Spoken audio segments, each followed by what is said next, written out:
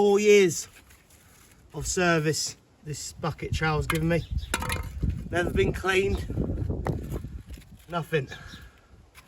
Had you know, all starting to wear away. It was just the perfect angle, and it's just give up. I will be giving it a proper burial. I'm actually going to put it in the wall right now, because that is what it deserves. That bit can wait. It can sit there for years and years. Sad.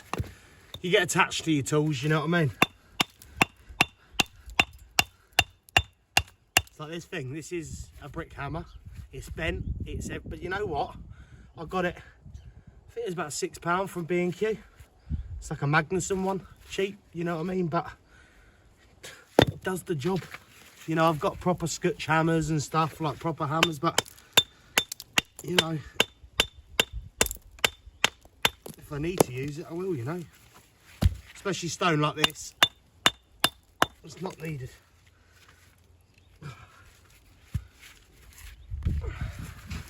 Oh!